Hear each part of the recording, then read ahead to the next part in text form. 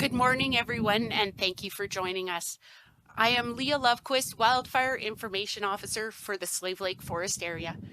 We are on location at the Slave Lake Air Tanker Base. This base is one of the 13 firefighting aircraft bases strategically placed across the province, and it ranks amongst the third busiest. Joining me this morning is Minister Loewen, Slave Lake Forest Area Manager Ryan Green, as well as, of course, Birdie Beaver. It's a pretty chilly day here at the Slave Lake Air Tanker Base. We are very happy to see some rain recently, and we are all hoping for more. I know you are as well, Minister. I would like to now invite Minister Loewen up to the podium to share an important announcement.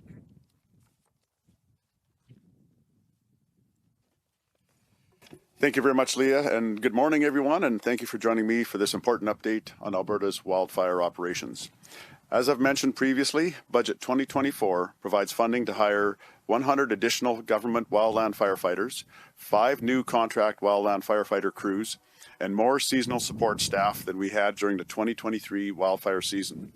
I cannot overstate how instrumental these personnel are to keeping our province safe. The addition of these firefighters and support staff will increase our capacity to effectively respond to multiple wildfires across our landscape. And they will also allow us to continue engaging in enhanced night operations, a tactic we piloted during the 2023 wildfire season. This investment in personnel means we can keep both crews and communities safe this wildfire season. However, crews are only part of the equation. These brave men and women need appropriate resources and equipment to mount an effective wildfire response. That's why I'm excited to highlight further investments from Budget 2024 that will enhance our province's wildfire prevention, preparedness, and response. Through Budget 2024, we have secured contracts for 2 additional air tanker groups, 2 new night vision equipped helicopters, of which one you can see behind us here, and we have also invested in additional funds into the Community Fire Guard program administered by the Forest Resource Improvement Association of Alberta, also known as FRIA.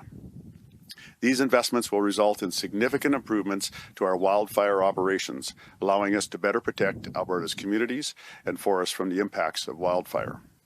Our enhanced night operations will benefit from these Budget 2024 investments. During the 2023 wildfire season, Alberta Wildfire piloted several programs, one of which included wildland firefighters and personnel working extended hours to combat wildfires. Fire behavior is typically more subdued at night, as temperatures are usually lower and humidity is higher. The addition of 2 night vision equipped helicopters will allow us to carry out an increased number of nighttime helitanking operations, which is just one of the ways we're working smarter this wildfire season. However, Alberta's government also understands that our response to active wildfires must be supported by other proactive measures, such as fire breaks and guards. That's why I'm excited to highlight the additional $14 million being allocated to the Community Fire Guard program.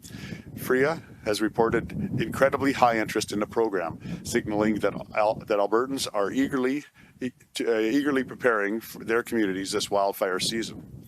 And Alberta's government wants to support that desire for preventative action. Communities interested in making fire guard construction a part of their prevention and mitigation strategy are encouraged to contact FRIA for more information. Budget 2024 directly invests in our province's wildfire prevention, preparedness, and response, but we must remember that protecting our forests and communities is a shared responsibility.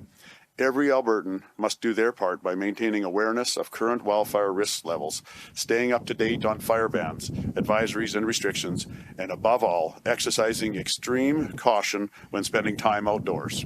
So far in 2024, nearly all wildfires burning on our landscape have been human-caused. As we head further into this wildfire season, please don't be that person. Thank you.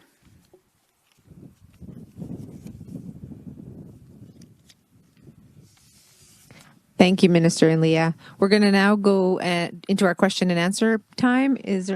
Operator, can you put through the first caller, please? Thank you. Yes, Jonathan Bradley, Western Standard. Hello, Minister Loewen. Thank you for taking my question. So you mentioned with all this equipment that you're going to be spending money on, obviously that's one element of it, but the other element is recruitment. What have you been doing in the last few weeks to try to enhance recruitment of firefighters? So our recruitment started at the end of fire season last year to try to get as many last year's firefighters to come on board again this year. And then throughout the winter, we ran our recruitment campaigns. And so the recruitment was probably finished a month or two ago. And so we had enough people that had signed up. In fact, the recruitment was better this year than ever when it comes to getting people to sign up. So that recruitment's all done. Now we're just in the final stages of the training for the new wildfire firefighters, and so that's happening right now. Just the final ones that were signed on late with the new budget announcement. Those are the ones that we're training right now, and they're going through the Hinton Training Center right now. Do you have a follow-up? Okay. Yes. So obviously, with these night vision helicopters that you've spent money on, they're in addition to the current supply that you have. Do you anticipate purchasing any more of these helicopters in the near future? Why not? So these ones here are under contract. The government of Alberta doesn't own them, so we have them under contract. And last year we just had one, and I believe we're the only jurisdiction in Canada that had one at all. And this year we've added two more, so we now have three under contract. And we'll see how this season goes and see whether we'll be looking for more next year.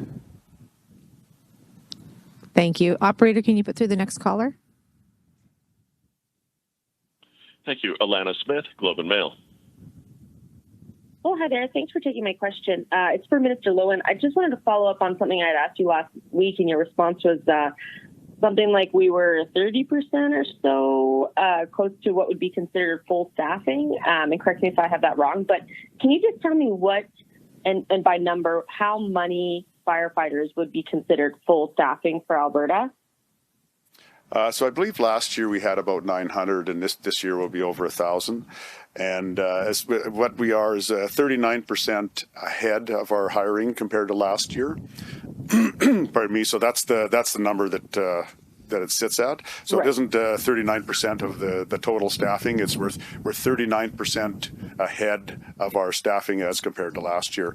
Now that number may have changed since we last talked, but suffice to say we're ahead of the staffing numbers from last year, and we should have everybody through the training by May 15th, just as promised. Thank you for clarifying. I appreciate that. My second question, I'm just hoping so you can be specific. So about 1,000 is what is going to be considered full staffing this year. So can you provide an estimate of how many staff Alberta was able to get through the summer programs through the what is it called, hiring programs up until now, or even an estimate, 80%, 70%? Can you just give us a roundabout number? Again, we've had everybody all signed up for quite some time now. We're just getting them through the through the training center at Hinton is what we're doing now. So as far as what we wanted and what we have, we've accomplished everything that we wanted. And normally it takes about 3 advertisement sessions to get as many people signed up as we need. This year it only took 1, and then when Budget 2024 was approved, then we sent out another advertisement to bring on the extra wildfires to fill up the balance that were approved in the Budget 2024. Thank you. Sorry, so it's all 1,000? Pardon me? Sorry, so it's all 1,000 spots. Those are expected to be filled. Yeah. No, they're, like I say, all of the folks that we wanted to have signed up, the number that we wanted to have signed up, are signed up. Again, now it's just the training that's left. Thank you. Operator, can you please put through the next caller? And I'll remind you that it's one question and one follow-up. Thank you. Catherine Grikowski, Alberta Today. Hi, thanks for taking my question. So I'm wondering if there's a dollar figure amount for these 2 air tankers and 2 night vision equipped helicopters, or is it based on usage, or how much is that costing? Those are under contract. I don't know the exact figure on each a contract for each helicopter. We don't have that. We can get back to you with that, though. I've got a number in my head, but I don't want to say it in case I'm wrong. Okay, fair enough. And then I'm wondering, For those incendiary fires, like where it's an arson or a mischief, has Alberta ever been able to recover some of the costs of those where wildfires were intentionally set? I'll be honest, I'm not certain about that. Again, I'd have to check into that and see if we'd ever recovered any money from any intentionally set fires. Okay, thank you. Thank you. Thank you, Leah and Minister and everybody for joining our press conference. And that will be the conclusion. Thank you. Yeah, thank you very much, everyone.